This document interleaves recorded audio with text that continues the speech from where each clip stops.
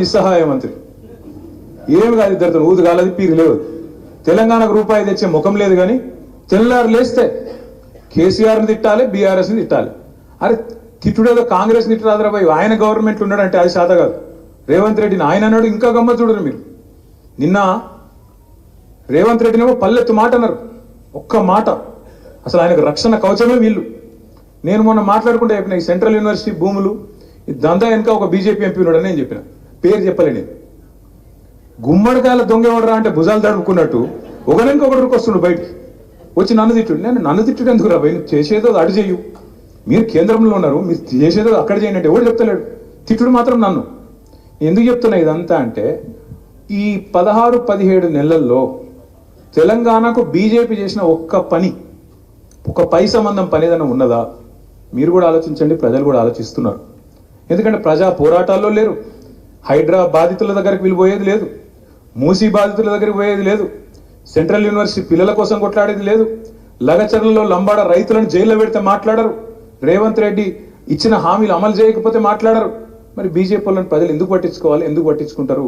ఆలోచించండి. వాళ్ళకి తెలిసింది ఒకటే ఒక్క మందు, ఏమన్నంటే మతం పిచ్చి నింపాలి, మొత్తానికి ఆఖరికి మతం పేరు మీద రాజకీయం చేయాలి. కానీ తెలంగాణ ప్రజలు ఇలా చాలా చైతన్యవంతంగా ఉన్నారు, మళ్ళీ రిస్క్ తీసుకోరు. అమ్మో మొన్ననే కాంగ్రెస్ నమ్మి బొందల పడ్డం, ఈసారి మాత్రం రిస్క్ తీసుకోవద్దు, ఈసారి మళ్ళీ ఈ లంగలను నమ్మితే ఇంకా రాజకం వీళ్ళు అని చెప్పి భయంలో ఉన్నారు.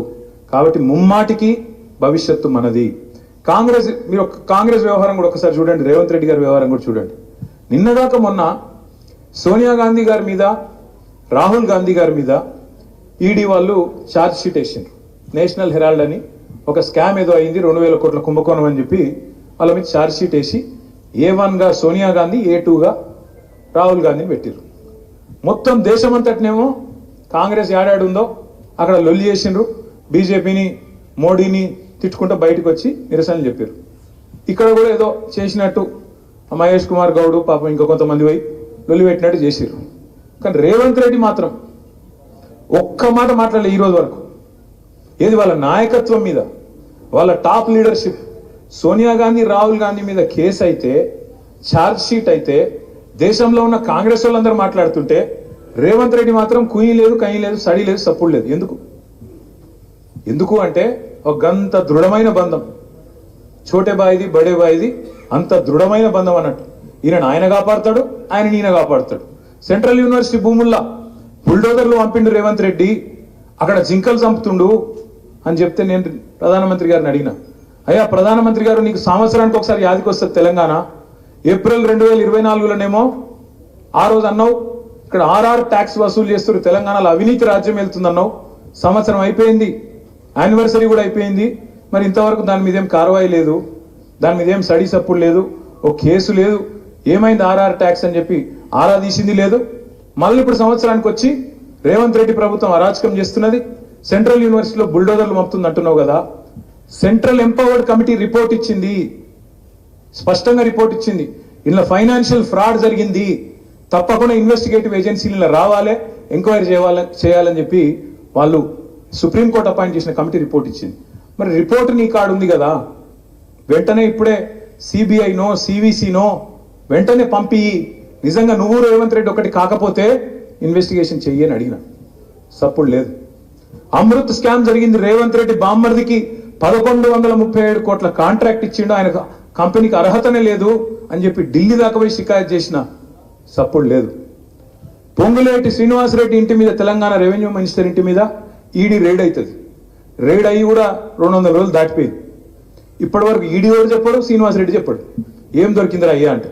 టీవీలలో మాత్రం స్క్రోలింగ్లు వచ్చినాయి, కౌంటింగ్ మెషిన్లు పోతున్నాయి, బాగా పైసలు దొరికినాయని వచ్చినాయి. ఏం దొరికిందో పరమాత్మకే తెలియాలి. ఇదంతా ఎందుకు చెప్తున్నా అంటే, 2 పార్టీలు తెలంగాణలో మాత్రం దొందే, ఇద్దరు ఒకటే, ఇద్దరు తెలంగాణ ప్రజల ప్రయోజనాలు వాళ్ళకి పట్టాయి, తెలంగాణలో ప్రజా పోరాటాలు వాళ్ళకి ఇష్టం లేదు, తెలంగాణ బాగుండు అంతకంటే ఇష్టం లేదు. అందుకే నేను మీ అందరితో కూడా ప్రార్థించేది, ముఖ్యంగా మా కార్పొరేటర్లు, మా గౌరవ శాసనసభ్యులు, ఎవరెవరికైతే 24 తారీఖు జరిగే ఎన్నికల్లో ఓటు హక్కు ఉందో, మనం వాళ్ళకేసేది లేదు, వీళ్ళకేసేది లేదు, MIM లేదు, బీజేపీ లేదు, ఇద్దరు కూడా మనకు అవసరం లేదు.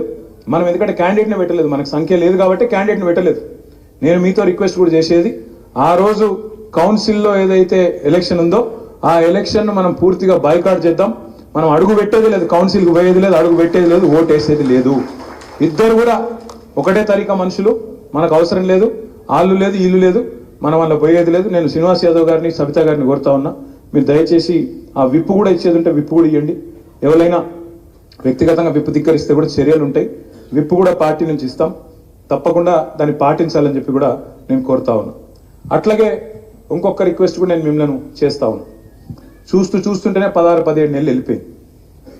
ఇక మళ్ళీ మీ జిహెచ్ఎంసీలో వచ్చిందా అంటే మీరు అలానే పడిపోతారు. మళ్ళీ 6 నెలలు అట్లే పోతుంది. మధ్యలో కూడా ఉప ఎన్నికలు వస్తాయి. ఖైరతాబాద్ ఉప ఎన్నిక వస్తుంది, ఖచ్చితంగా వస్తుంది. రాజేంద్ర నగర్ వస్తుంది. చెప్తా తొందరపడ అన్నీ వస్తాయి. అట్లా ఈజీగా పోనిస్తామైంది. సుప్రీంకోర్టులో కేసు ఉంది, తప్పకుండా రాజేంద్ర నగరు, షేర్లింగంపల్లి, చేవెళ్ళ, అట్లాగే ఖైరతాబాదు. అరే ఆగుపోయి ఆగా ఉప ఎన్నికలు కూడా వస్తాయి, అవి కూడా కొట్లాడదాం. దాంతోపాటు మనకు చాలా పెద్ద పని ఉంది.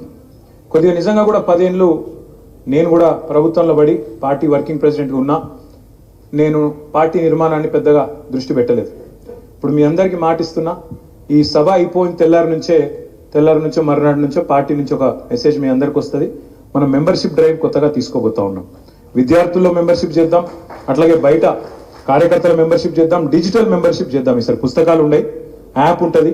దాని పద్ధతుల్లో ప్రతి నియోజకవర్గంలో, ప్రతి డివిజన్లో, ప్రతి బస్తీలో, ప్రతి గల్లీలో బ్రహ్మాండంగా మెంబర్షిప్ కార్యక్రమం చేసుకుందాం. మెంబర్షిప్ అయినాక మే నుంచి మొదలవుతుంది. మే నుంచి జూన్ జూలై దాకా మెంబర్షిప్ నడుస్తుంది. అటంక కమిటీలు వేసుకుంటాం. ఎక్కడెక్కడైతే అక్కడో ఇక్కడనో కొంతమంది కార్పొరేటర్లు పోయిండ్రు, కొంతమంది ఎమ్మెల్యేలు పోయిండ్రు. మరి ఆడ పార్టీ నిర్మాణం చేసుకోవాలి. ఎందుకంటే వ్యక్తుల చుట్టూ కాదు, మనం పటిష్టంగా వ్యవస్థ నిర్మాణం చేసుకోవాలి. కాబట్టి తప్పకుండా గట్టిగా కింది నుంచి బూత్ కమిటీ నుంచి మొదలు పెడితే, డివిజన్ కమిటీ నుంచి మొదలు పెడితే, మరి జిల్లా కమిటీ, రాష్ట్ర కమిటీ దాకా బ్రహ్మాండంగా పటిష్టంగా సెప్టెంబర్ లోపలనే, సెప్టెంబర్ లోపలనే నిర్మాణం చేసుకుంటాం. అక్టోబర్లో మన పార్టీ రాష్ట్ర అధ్యక్ష ఎంపిక ఉంటుంది. ఎవ్రీ 4 years మనకు పార్టీ, ఎందుకంటే కింది నుంచి కమిటీల నిర్మాణం అయినాకనే స్టేట్ ప్రెసిడెంట్ ఎలక్షన్ ఉంటుంది. అది అక్టోబర్లో ఉంటుంది. అయిపోగానే మనము అటు మేడ్చల్ జిల్లాకి మేడ్చల్ జిల్లా, వికారాబాద్ జిల్లాకి వికారాబాద్ జిల్లా పార్టీ ఆఫీస్ ఉంది, రంగారెడ్డి జిల్లాకి రంగారెడ్డి జిల్లా పార్టీ ఆఫీస్ ఉంది, హైదరాబాద్ కేంద్ర కార్యాలయం ఉంది, మన పార్టీ ఆఫీస్ కూడా కట్టేది ఉన్నది. 4 చోట్ల ఏ కాన్స్టిట్యున్సీకి ఆ కాన్స్టిట్యున్సీ ట్రైనింగ్ కార్యక్రమాలు ఉంటాయి. అంటే ఎక్కువ మంది కూడా అవసరం లేదు. ప్రతి కాన్స్టిట్యున్సీ నుంచి ఒక 500 నుంచి 1000 మంది ట్రైనింగ్ శిక్షణా శిబిరం 2 రోజుల 1 రోజు డిసైడ్ చేద్దాం. మంచి బెస్ట్ ఇన్స్ట్రక్టర్స్ని పెట్టి, కాంగ్రెస్ వాళ్ళ సంగతి ఏంది, బీజేపీ వాళ్ళ సంగతి ఏంది, ప్రజలకు మనం ఏం చెప్పాలి, రేపు మళ్ళా అధికారం ఇస్తే మనం ఏం చేయాలనుకుంటున్నాం, ఇవన్నీ కూడా సావధానంగా మీ ఫీడ్బ్యాక్తోనే మంచి శిక్షణ కార్యక్రమాలు కూడా చేసుకుందాం.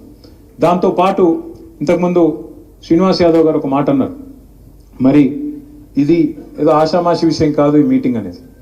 ఇవన్నీ మనం చేసుకోవాలి, ఇవన్నిటికి ముందు పోవాలంటే మీకు గతం గురించి అవగాహన ఉండాలి, వర్తమాన రాజకీయం గురించి అవగాహన ఉండాలి, భవిష్యత్తులో మళ్ళీ మనం వస్తే ఏం చేస్తామో కూడా మీకు ఆలోచన ఉండాలి. శ్రీనివాస్ యాదవ్ గారు, మల్లారెడ్డి గారు ఒక మాట అన్నారు, మరి కేంద్ర ప్రభుత్వం ఏదో ఆలోచన చేస్తూ ఉంది, డీలిమిటేషన్ చేయాలి. మరి డీలిమిటేషన్ జరిగితే చేస్తారో లేదో తెలియదు. జరిగితే మరి అన్నిటికన్నా సీట్లు ఎక్కువ పెరిగేది గ్రేటర్ హైదరాబాద్నే ఎక్కువ పెరుగుతాయి. ఎమ్మెల్యే సీట్లు కానీ, ఎంపీ సీట్లు కానీ, ఎస్సీ ఎస్టీ సీట్లు కానీ అత్యధికంగా పెరిగేదే ఇక్కడ. ఇలా అందరికంటే పటిష్టంగా ఎవరున్నారు గ్రేటర్ హైదరాబాద్లో అంటే కళ్ళు మూసుకొని చెప్పొచ్చు. చిన్న పిల్లగాని అడిగినా చెప్తారు, కేసీఆర్ గారు మరి మన గులాబీ దండ ఏదైతున్నదో ఖచ్చితంగా ఇవాళ మనం కాంగ్రెస్ కంటే బీజేపీ కంటే అగ్రభాగాన ఉన్నాం, బ్రహ్మాండంగా బాగా బలంగా ఉన్నాం. బలంగా ఉన్నామని చెప్పి ఇంట్లో కూర్చుంటే కాదు, ఎంత బలమైన బాడీ అయినా ఎక్సర్సైజ్ చేయకపోతే పుష్పమంటది. కాబట్టి మీరు కూడా దయచేసి నేను ఏమడుగుతున్నా అంటే, వీడికెళ్ళి కరెక్ట్గా 1 వారం రోజులు టైం ఉంది. నిజంగా కూడా ఒక బద్నాం ఉంది మన మీద, హైదరాబాద్ల మీద. బద్నాం ఒకటి కాదు, 2 ఉన్నాయి. ఒకటేమిటిది అంటే ఇలా కాలాగదే, మీటింగ్కి వెళ్తే కూడా వస్తారు, అర్ధగంట చూస్తారు, ఇట్లా ఫోన్ పట్టుకుంటే అక్కడక్కడ వెళ్ళిపోతారు పక్కన. ఏంది రాబాయ్ అంటే ఏదో ఎత్తిపోయినట్టు, బయట ఏదో ఎత్తిపోయింది, ఆగమాగం అయిపోయినట్టు ఎక్కువసేపు కూర్చోరు, ఆగమాగం. లాస్ట్ టైం నేను ఒకటి చూసిన వరంగల్ మీటింగ్లో, లాస్ట్ టైం చూసిన ఒకటి నేను వరంగల్ మీటింగ్లో. వరంగల్ అప్పుడు పెద్ద పబ్లిక్ మీటింగ్ అయింది. చూస్తే మేమంతా మీటింగ్ చేసుకొని వస్తున్నాం సారెంబడ, మాకు జనగామ కాడ పద్మారావు గారు ఎదురైంది. ఏదో ఇంకా అప్పుడు ఇటు వస్తుండు, ఏది వరంగల్ దిక్కు. ఇక్కడ ఏం చేస్తున్నావు నువ్వు అంటే, ఆడ ఏడొచ్చినట్టు ఉంది, మొత్తం ఇన్ని ఇరుక్కపోయినా అన్నాడు. ఆలస్యంగా ఎల్లుడెందుకు, మధ్యలో ఇరుక్కపోవడం ఎందుకు, తర్వాత ఇరుక్కపోయిన